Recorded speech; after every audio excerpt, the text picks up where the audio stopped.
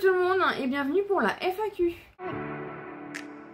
J'espère que vous allez bien. Si vous n'êtes pas encore abonné à la chaîne, n'hésitez pas. On approche des 8000 abonnés et passé ce cap, il y aura un concours sur ma chaîne.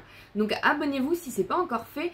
Et n'hésitez pas aussi à me laisser un petit pouce en l'air pour me soutenir, ça fait toujours plaisir. Aujourd'hui on se retrouve donc pour la FAQ. Je vous ai interrogé sur Instagram et sur YouTube pour pouvoir faire cette vidéo. Et déjà, dans un premier temps, merci beaucoup de m'avoir envoyé des questions parce que sans questions je ne peux pas faire la vidéo. Donc merci beaucoup à vous d'avoir joué le jeu. Et j'ai reçu du coup pas mal de petites questions. Alors à la base c'était une vidéo qui était sur YouTube, la rémunération, les partenariats, et puis j'ai eu aussi quelques questions perso. Donc je vais englober, je vais commencer par les questions perso et on va parler aussi donc des partenariats, de la rémunération, etc.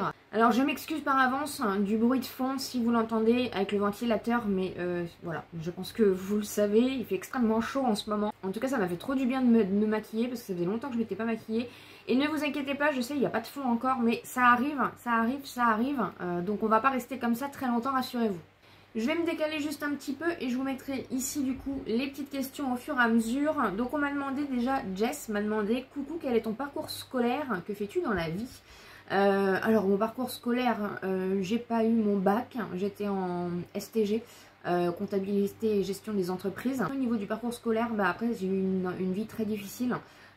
Donc voilà, ça a été très compliqué pour moi, donc ça a été chaotique au niveau de ma vie scolaire parce que j'avais pas le temps de m'occuper de ma vie scolaire tout simplement. Et qu'est-ce que je fais dans la vie? Alors je suis maman de 4 chats, je suis maman d'une petite chienne, d'un petit spitz qui s'appelle Galipette, je suis la chérie de mon chéri, voilà, nous sommes très heureux ensemble, et dans la vie je suis donc créatrice de contenu. C'est donc mon métier à 100%, mais je l'assume entièrement. Je travaille à 100% pour YouTube et je suis donc créatrice de contenu sur la plateforme YouTube. Je fais aussi un peu de contenu sur Instagram, TikTok et ma page Facebook, donc n'hésitez pas à m'y rejoindre si ce n'est pas encore fait. Sosoella me demande, coucou Mylène, quel est ton signe astrologique et celui de ton chéri? Bisous. Alors bisous ma belle, mon signe astrologique c'est Lion et celui de mon chéri c'est... Il est né au mois de février. Là, tu m'as posé une colle. Je sais même pas, moi, le signe astrologique. Attendez, je regarde sur Google. Google est mon ami. Il est donc Verseau. On m'a demandé aussi combien as-tu d'animaux. Alors, du coup, ça a changé depuis que tu m'as posé la question. J'ai donc 4 chats. Donc, 2 en haut, 2 en bas. On les a séparés parce que quand on est venu aménager ici, ils ne s'entendaient plus. Au niveau du changement de territoire. Donc, voilà. On a trouvé un équilibre comme ça. Et depuis peu, on est famille d'accueil d'un petit spitz. De 12 ans, voilà, qui s'appelle Galipette. Jenny me demande à quand les all nose. Alors c'est vrai que vous avez été nombreuses à me demander un petit peu ce qu'il en était pour les all nose.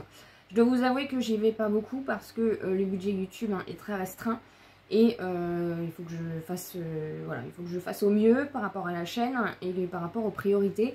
Et c'est vrai que nose, le problème c'est que celui qui est dans ma ville, il n'y a pas grand. Celui où j'arrive à trouver des choses, il est à 30 km de chez moi. Donc vous comprendrez bien qu'avec la conjoncture actuelle, je ne peux pas me permettre de faire 30 km toutes les semaines, 60 aller-retour. Voilà, ma voiture aussi est c'est un peu compliqué. Donc voilà, c'est pour ça qu'il n'y a pas de all nose. Mais je vais essayer d'en faire vu que vous êtes nombreuses à m'avoir demandé. Et puis c'est vrai que ça me manque un petit peu. Même si je dois vous avouer que j'ai beaucoup changé au niveau de ma façon d'acheter. Mais ça ne change rien au fait que, ne vous inquiétez pas, vous en aurez. Maryse m'a demandé, bonjour, quelle est la maladie de ton chéri? Bisous. Bisous Maryse. Alors mon chéri en fait est épileptique depuis 2 ans. Et depuis novembre 2022, on lui a trouvé un ganglion, des ganglions enflés en fait. Et suite à ça, il a passé des examens. Il a été hospitalisé d'urgence pendant 2 semaines au mois de mars 2023 et il y a à peu près 1 mois, on lui a donc diagnostiqué la maladie de Whipple, qui est une maladie très rare. Donc il était déjà, il a des problèmes déjà d'apnée du sommeil, il a une discopathie, des problèmes au niveau du dos et l'épilepsie est apparue depuis 2 ans. Donc c'est suite à ça que du coup on a fait un dossier MDPH et qu'il est en tant que travailleur handicapé. Sauf qu'entre temps, une maladie rare s'est rajoutée à tout ça. Donc pour le moment il travaille pas, il est au chômage très clairement puisque de toute façon il n'est pas apte et de toute façon il est travailleur handicapé, donc il a une rente par rapport à ça et il a donc une carte d'invalidité qui nous permet de nous stationner sur les places de parking handicapés et aux caisses prioritaires vu qu'en plus la maladie attaque les articulations et qu'il a des problèmes de mobilité depuis déjà Ça fait presque 2 ans, parce que vraiment tout s'est déclaré depuis 2 ans, tout a basculé dans notre vie. Et j'ai lu récemment aussi que la maladie de Whipple atteignait aussi au niveau neurologique. Donc voilà, je ne suis pas médecin, je ne vais pas m'avancer sur des théories, mais ça fait un moment qu'elle doit être là, cette maladie, malheureusement. Et donc voilà, la maladie de Whipple, une maladie très rare. Nesta Lily, j'espère que j'ai pas écorché ton pseudo, m'a demandé comment vas-tu. On va dire que je vais. Je viens, je suis là, je suis plus là. Je fais beaucoup de choses en ce moment, donc j'ai de quoi m'occuper. Je suis submergée, très clairement, je suis submergée par la maladie de mon chéri, parce que forcément ça joue sur notre quotidien, sur notre fonctionnement, sur énormément de choses, hein, il ne faut pas se leurrer, hein, c'est très compliqué. Émotionnellement aussi c'est très compliqué, parce que j'ai l'impression que tous les jours, depuis 2 ans, tous les jours on apprend un nouveau truc. Donc il faut aussi affronter tout ça. Les rendez-vous médicaux nous épuisent. J'ai mal pour lui, donc je suis épuisée pour lui. Voilà, c'est très compliqué. Surtout avec la venue du fauteuil roulant à la maison. Je dois vous avouer que ça nous a tous les deux mis un coup, hein, très clairement. Hein. Mais voilà, on se bat, on avance. Moi, je suis allée donc voir un médecin qui est un autre médecin que le mien, puisque la mienne ne veut pas me donner de médicaments par rapport à ma dépression. Je pensais être guérie. Si vous me suivez depuis un bon moment maintenant, je vous ai déjà expliqué que quand il y a trop d'informations, je suis submergée, et c'est là où ça va très mal. Et on revient dedans très clairement. Donc voilà, donc finalement la dépression est toujours là. Je suis surmenée, je pense aussi. Il y a beaucoup de choses à gérer, il y a beaucoup de choses à faire. En plus voilà, déjà YouTube prend déjà beaucoup d'énergie, beaucoup de choses. Et tout ce qui se passe me prend trop d'énergie malheureusement, par rapport à ce que je suis capable de donner et de fournir. Donc je suis allée voir mon médecin, puisque quand je suis allée voir le psychiatre, la sécurité sociale ne m'a pas remboursée, pour donc lui expliquer tout simplement et voir avec elle. Donc je suis parce que je suis sous paroxétine depuis 6 ans, et du coup elle m'a dosé plus la paroxétine pour voir un petit peu déjà dans un premier temps, plus j'ai des anxiolytiques à côté. Voilà, donc le fait aussi d'avoir fait ce projet à la SPA m'a fait énormément de bien. Le fait d'être bénévole m'a fait énormément de bien, me fait énormément de bien. Mais c'est vrai que voilà, je suis très fatiguée.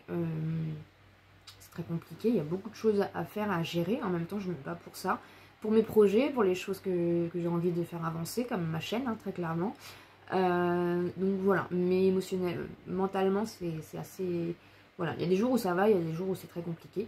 Et du coup elle va voir pour me mettre en ALD par rapport à ça, puisque ça fait longtemps.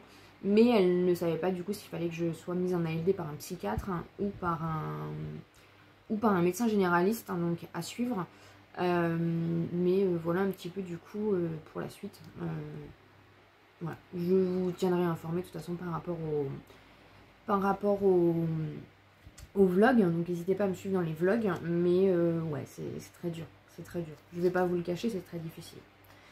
BDX me demande, est-ce que tu aimerais avoir des enfants avec ton chéri?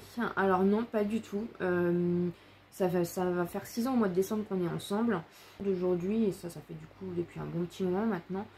On n'a pas ce désir là, voilà, très clairement on n'a pas ce désir là. Mon chéri a déjà un enfant de 9 ans de son côté. Moi je me vois pas maman du tout, pour plein de raisons, hein. Je vous ferai une vidéo si ça vous intéresse, mais voilà, par rapport à notre cadre de vie, à notre mentalité, à notre contexte, par rapport à beaucoup de choses, en fait notre état d'esprit, beaucoup de choses. Déjà très clairement au jour d'aujourd'hui un enfant n'aurait absolument pas sa place, parce que vous voyez c'est très compliqué. Voilà, pour plein de raisons différentes, j'ai pas du tout ce désir là, et on s'est mis d'accord, et voilà. C'est pas du tout quelque chose que... Non, on n'aura jamais d'enfants ensemble, et on est très heureux comme ça. Et si c'est pas indiscret, combien y a-t-il d'écartage entre lui et toi? Il y a quelques mois, parce que lui il est du mois de février, moi je suis du mois d'août, et on est de la même année, voilà. Moi j'ai 33, du coup lui il a eu 34 au mois de février, et moi j'ai 33 et je vais avoir 34 au mois d'août. Donc voilà, il y a quelques mois d'écart, mais c'est lui le plus vieux du coup. Nous allons passer aux questions croustillantes au niveau des partenariats, des rémunérations de YouTube. Céline me demande quel serait ton partenariat idéal Chine. Je pense que tu aimerais. Alors déjà, je te fais des gros bisous à Céline. Oui, ouais, franchement, je vais pas faire la fille, hein. Je serais très contente. Après, vous savez que les partenariats, j'en fais pas beaucoup sur ma chaîne. J'en refuse beaucoup parce que c'est ma façon de, voilà, de gérer les choses.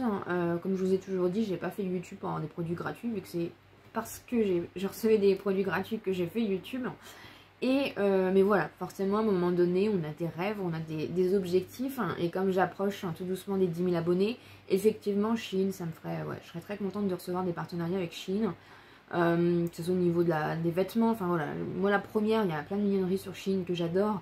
Après, j'ai pas d'idéal au niveau des partenariats, voilà, il faut que ça me plaise, hein. Il faut que, voilà, ce que je propose ça me plaise, sinon je vois pas l'intérêt. Et comme je suis assez difficile, bah écoutez, on verra bien ce qui sera proposé, on verra bien comment ça se passe, mais sachez que même si je vous propose pas beaucoup de partenariats, je reçois énormément de demandes.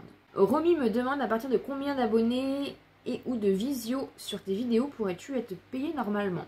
Alors il faut savoir qu'il faut avoir 1000 abonnés et 7000 heures de visionnage. Je vous remettrai la notation là parce que je sais plus, ça fait un petit moment déjà que je suis passée à 1000 abonnés.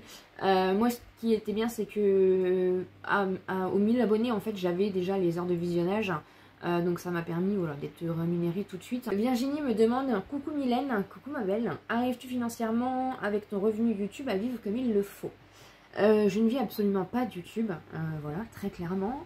C'est pour ça que c'est un combat de tous les jours, c'est vraiment un projet, un truc en moi qui, voilà, qui chaque jour j'avance un peu plus vers mon objectif, mais pour l'instant j'en suis très très loin. Mais ce qui est beau c'est ça, c'est comme on dit, c'est pas forcément ce qui est au bout du chemin, c'est le chemin en lui-même qui est important.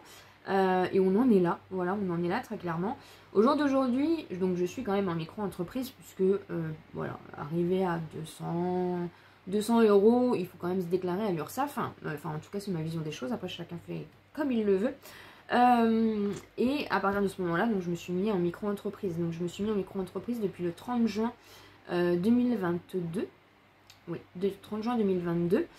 Donc ça fait bientôt un an que je suis en micro-entreprise, donc c'est-à-dire que j'ai un numéro de SIRET, hein, je suis déclarée pour ce que je fais. C'est pour ça que je vous dis que c'est un métier, parce que je suis rémunérée.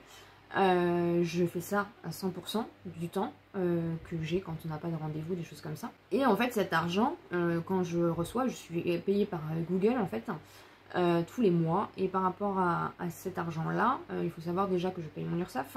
Et ce qu'il me reste, il ne me reste pas énorme. Donc non, je ne peux pas, je ne verse pas de salaire, hein, au jour d'aujourd'hui, on en est très loin. Mais ça me permet quand même de pouvoir créer du contenu. Donc je réinvestis tout dans YouTube. Voilà, donc tout ce qui reste après que l'URSSAF ait pris sa part, c'est réinjecté dans la chaîne. Et voilà pourquoi parfois il n'y a pas de haul action, voilà pourquoi des fois il n'y a plus de haul nose, voilà pourquoi des fois il n'y a pas de haul Shein, voilà pourquoi des fois il y a plein de haul action, il y a plein de haul, ça dépend. Et comme c'est variable et que c'est jamais le même montant, même si j'arrive à une petite fourchette, en ce moment toujours à peu près la même chose, ben c'est pas énorme, c'est rien du tout. En plus, il faut savoir que avec Vinted, hein, ça m'aidait, mais maintenant que j'ai plus Vinted, hein, mais j'ai réussi à créer un nouveau compte Vinted, donc je vous mettrai ici en barre d'informations, n'hésitez pas à me rejoindre.